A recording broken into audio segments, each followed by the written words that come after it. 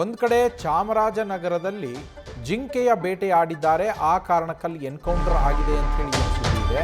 ಅದರ ನಡುವೆ ಮತ್ತೊಂದೆಡೆ ಬೀದರ್ನಲ್ಲಿ ಬೇಟೆಗಾರರನ್ನೇ ಅರೆಸ್ಟ್ ಮಾಡಲಾಗಿದೆ. ಈಗ ಇವರು ಕೃಷ್ಣ ಮೃಗವನ್ನ ಬೇಟೆಯಾಡ್ತಾ ಇದ್ರು, ಅಂತಹ ಮೂವರನ್ನ ಈಗ ಅರೆಸ್ಟ್ ಮಾಡಲಾಗಿದೆ. ಚೊಂಡಿ ಗ್ರಾಮದ ಸುತ್ತಮುತ್ತ ಬೇಟೆಯಾಡ್ತಾ ಇದ್ದಂಥವರು ಈ ಬೇಟೆಗಾರರು.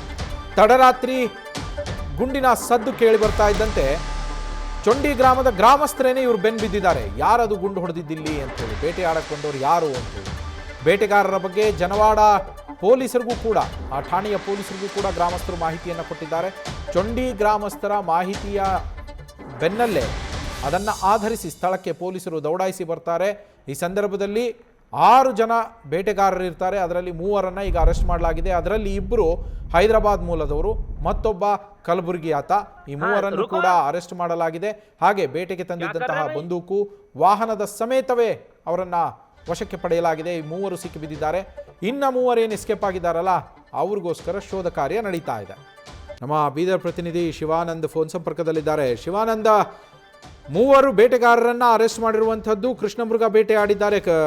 ಮೃತಪಟ್ಟಿರುವ ಕೃಷ್ಣ ಮೃಗದ ದೇಹವನ್ನು ಕೂಡ ನಾವು ಗಮನಿಸ್ತಾ ಇದ್ದೀವಿ. 2 ಇದರಲ್ಲಿ ಹೈದರಾಬಾದ್ನವರು, 1 ಕಲಬುರಗಿಯವರು ಅಂತ ಹೇಳಲಾಗ್ತಾ ಇದೆ. ಇನ್ನು 3 ನಾಪತ್ತೆಯಾಗಿದ್ದಾರೆ. ಈ ಹೈದರಾಬಾದು ಮತ್ತು ಕಲಬುರಗಿ ಮೂಲದವರ ಹಿನ್ನೆಲೆ ಏನಾದ್ರು ಗೊತ್ತಾಗಿದೆಯಾ? ನಾಪತ್ತೆಯಾದವರ ಶೋಧಕ್ಕೋಸ್ಕರ ಏನು ಮಾಡ್ತಾ ಇದ್ದಾರೆ ಅಧಿಕಾರಿಗಳು? ಎಸ್ ನವೀನ್, ಚಾಮರಾಜನಗರ ಬೆನ್ನಲ್ಲೇ ಈಗ ಬೀದರ್ನಲ್ಲೂ ಕೂಡ ಕೃಷ್ಣ ಮೃಗದ ಬೇಟೆ ಆಗಿರುವಂತದ್ದು. 3 ಜನ ಈಗಾಗಲೇ ಆರೋಪಿಗಳನ್ನ ಬಂಧನ ಮಾಡಿರುವಂತದ್ದು. ಇನ್ನು 3 ಜನ ಅಬ್ಸ್ಕಾಂಡ್ ಆಗಿರುವಂತದ್ದು. ಅವರ ಪತ್ತೆಗೂ ಕೂಡ ಜನವಾಡ ಪೊಲೀಸರು ಬಲೆ ಬೀಸಿದ್ದಾರೆ.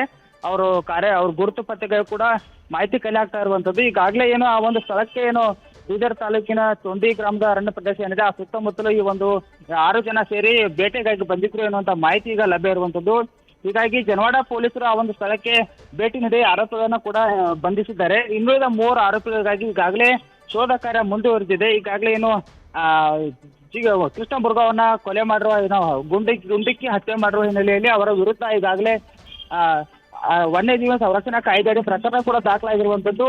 ಇದರಿಂದಾಗಿ ಈಗಾಗಲೇ 3 ಜನ ಆರೋಪಿಗಳು ನಾಪತ್ತೆ ಏನಾಗಿದ್ದಾರೆ. ಅವರು 2 ಅದರಲ್ಲಿ ಹೈದರಾಬಾದ್ ಮೂಲದವರು, ಇನ್ನೊಬ್ರು ಕಲಬುರಗಿ ಮೂಲದವರು. ಹೀಗಾಗಿ ಅವರ ವಿರುದ್ಧ ಅವ್ರನ್ನ ಪತ್ತೆಗಾಗಿ ತೀವ್ರ ಕಾರ್ಯಾಚರಣೆ ನಡೆಸಿರುವಂತದ್ದು. ಈಗಾಗಲೇ ಪೊಲೀಸ್ ತಂಡ ಕೂಡ ಅವರ ಬೆನ್ನು ಬಿದ್ದಿದೆ ಎನ್ನುವಂತ ಮಾಹಿತಿ ಈಗ ಅರಣ್ಯ ಅಧಿಕಾರಿಗಳು ಕೂಡ ನೀಡಿರುವಂತದ್ದು.